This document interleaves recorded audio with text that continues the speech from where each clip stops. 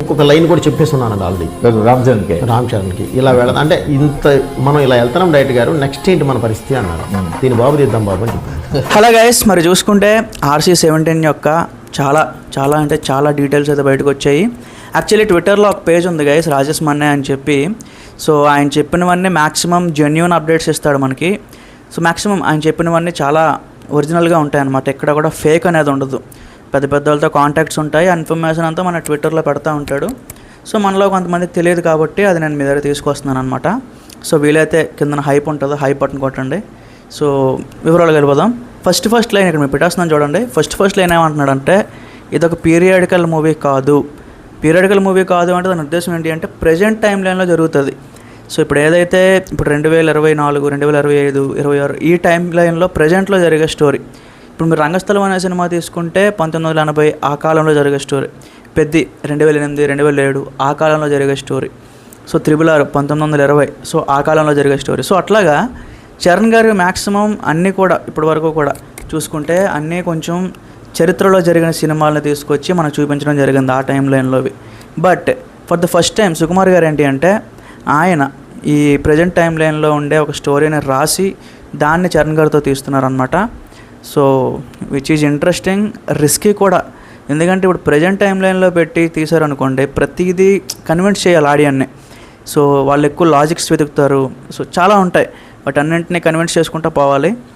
నా ఒపీనియన్ ఏంటి అంటే పీరియాడికల్ ఫిల్మ్ అయితేనే బాగుండేది అనేది నా ఒపీనియన్. ఎందుకంటే మెగా ఫ్యామిలీ సినిమాలు అనగానే లాజిక్లు ఎతకడానికి అందరూ రెడీ అయిపోతారు. సో అందుకు చెప్తున్నా. సో చూద్దాం. ఇంకొక మనకి హైలైటెడ్ పాయింట్ కూడా ఉంది ఇందులో, 2 పార్ట్లు కాదు 1 పార్టే అని చెప్పి. సో బోర్ కొట్టేసింది గైస్. సీక్వెల్స్ అనే ఒక ట్రెండ్ ఆల్మోస్ట్ అయిపోయింది, ఇంక అందరూ దాన్ని ఆపాలి. సో ఈ సినిమా మనకేంటంటే సింగిల్ పార్ట్, మోస్ట్లీ ఇక్కడ నుంచి వచ్చే పెద్ద హీరోలు అందరివి కూడా సింగిల్ పార్ట్తోనే వస్తాయి. వారణాసి కానీ, స్పిరిట్ కానీ, ఫౌజీ కానీ, మన చరణ్ గారి ఇది కానీ. సో ప్రతిదీ సింగిల్ పార్టే ఉంటుంది, ఇది కూడా సింగిల్ పార్టే.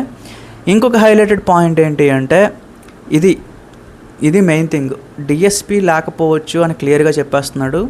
ధురంధర్ 2 మ్యూజిక్ డైరెక్టర్, మన పేరు పలకడం రాదు సరిగ్గా, స్వచ్ఛంత ఏదో ఉంటుంది. సో ఆయన అయితే మనకి మ్యూజిక్ అయితే ఇవ్వబోతున్నాడు RC-17కి. ఇది ముందు నుంచే మనం మాట్లాడుతున్నాం, బట్ ఇంకా కన్ఫర్మ్ అయిపోయినట్టు ఆల్మోస్ట్. DSP ఎందుకు లేడు అంటే మీకు కరెక్ట్గా గుర్తుంటుందో లేదో, పుష్ప 2 ఈవెంట్ జరిగిన తర్వాత మైత్రి మూవీ మేకర్స్ని స్టేజ్ మీదే కొంచెం అగైన్ రెస్పెక్ట్ ఇవ్వకుండా కొంచెం మాట్లాడడం జరిగింది అప్పుడు. సో అది చాలా వైరల్ అయిపోయింది. మైత్రి మూవీ మేకర్స్ వాళ్ళ ప్రొడక్షన్కి ఒక బ్యాడ్ నేమ్ వచ్చింది అప్పట్లో. సో అందుకు దేవిశ్రీని కొంచెం పక్కన పెడదాం అని చెప్పి ఇంకా పక్కన పెట్టేశారు. ప్రొడక్షన్ నిర్ణయం అది. మన సుకుమార్ గారు ఎప్పుడో రెడీయే, మన దేవిశ్రీ ప్రసాద్ ఎప్పుడైనా ఆల్మోస్ట్ ఇప్పటిదాకా 8 సినిమాలు తీశారంటే 8 సినిమాలో కూడా దేవిశ్రీ ప్రసాద్ ఉంటాడు ఖచ్చితంగా. బట్ ఇందులో లేడు అంటే ఓన్లీ రీజన్ మైత్రి మూవీ మేకర్స్, అంతే, ఇంకొక రీజన్ ఏమీ లేదు. సో చూద్దాం గైస్, ఏమైనా అది అప్డేట్ మనం మానలే చెప్పలేము. ఇంకొకటి ఏంటి అంటే దీని తాలూకా షూటింగ్ అంతా కూడా మనకు నవంబర్ నుంచి అయితే స్టార్ట్ అయ్యే అవకాశాలు ఉన్నాయని చెప్పి క్లియర్గా వినిపిస్తుంది. సో 2027 లేదా 2028 స్టార్టింగ్లో మనకైతే ఈ మూవీ మనకి రిలీజ్ అయ్యే అవకాశాలు కూడా ఉన్నాయి అంటున్నారు. నమ్మలేము, ఎందుకంటే ఈ రోజుల్లో ప్రజెంట్ జనరేషన్లో ఏ సినిమా కూడా వితిన్ 1 year, 1.5 yearలో కంప్లీట్ అయిన దాఖలాలు లేవు. మినిమం 2 years లేకపోతే 2.5 years. అందులోనే ఇలాంటి ఒక పాన్ వరల్డ్ స్క్రిప్ట్ తీసుకొని పాన్ వరల్డ్ సినిమా తీస్తున్నప్పుడు ఇంకా వెళ్ళిపోతుంది. సో అంతకుతోడు ఇందులో ఇంకో పాయింట్ ఏంటి అంటే స్టైలిష్ మేక్ ఓవర్ ఉంటుంది. స్టైలిష్ ఒక యాక్షన్ సినిమా అని చెప్తున్నారనమాట. సో ఇంతకు ముందులా లుంగీలు కట్టడాలు లేకపోతే గడ్డాలు పెంచేసి విలేజ్ రూటెడ్ ఫిలిమ్స్ ఇవి కాదు, ఆ ట్రెండ్ కూడా అయిపోయింది. ఇంకా సుకుమార్ గారు, చరణ్ గారు ఇప్పుడు ఇంకో కొత్త ట్రెండ్లోకి అయితే అడుగుపెట్టబోతున్నారు. అన్నీ కొత్తగానే ఉంటాయి గైస్, డిఫరెంట్ అన్నీ డిఫరెంట్గానే ఉంటాయి. మాట్లాడదాం, చాలా విషయాలు ఉన్నాయి. So stay tune for more updates. Thank you.